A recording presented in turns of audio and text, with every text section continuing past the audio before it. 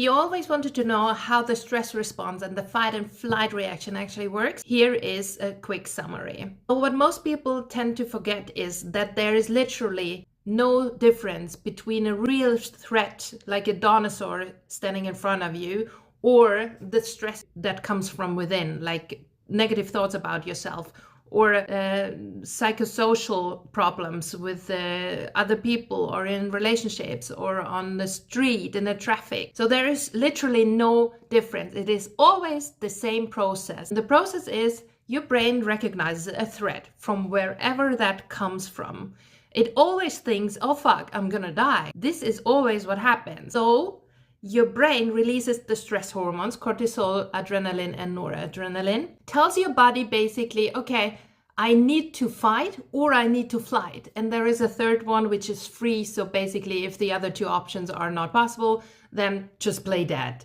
This is what happens in your body. That means stress hormones mobilize your body. Your heart rate is higher, your breathing is faster, your blood pressure is higher, your muscles tense up. That also means that more energy is needed in the muscles and in all the organs that are important right now, like eyes and heart and lungs. So it takes the energy there, but that also means it withdraws energy from other organs, from other systems of your body, which are not necessarily needed for survival in that moment, which is the digestive system and the reproduction system, for example. Also, the immune system is lower at this moment. So this is also the reason where all these sicknesses come from, which are related to stress. So short term, you get a lot of energy, an energy boost, because all the not needed energy goes where it's needed, which is good. So stress is not necessarily a bad thing, but it is a bad thing if this state is kept up for way too long. And this is how chronic stress develops over time. So your body prepares for fight and flight or freeze. Then usually what happens? The threat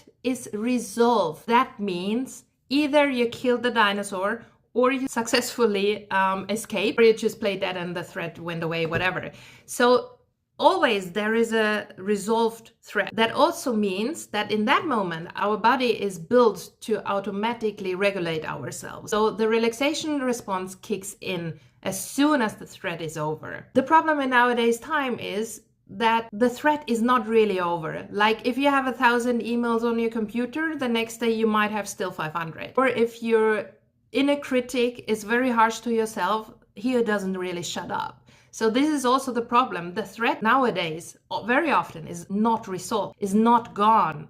That means that you stay in that high level. You have a high stress level, a high cortisol level, and your nervous system is permanently on high alert. And that causes so many problems physically in your body, but also mentally, like chronic exhaustion, for example. When you're in this chronic stress mode, in this survival mode, then this is consuming a lot of energy, because of course your body still thinks it's dying and it needs to fight. This is what happens. If a stress in ancient times is resolved, then your body automatically is going back to homeostasis, the balance. It's an auto-regulation mechanism in our body that kicks in automatically, and it always does that, even if you're still on high alert. But that's why we always go a little bit down after an acute stress event, but it never goes down fully, at least not if the threat is still maintaining, if the threat is still there, if the stress is still there.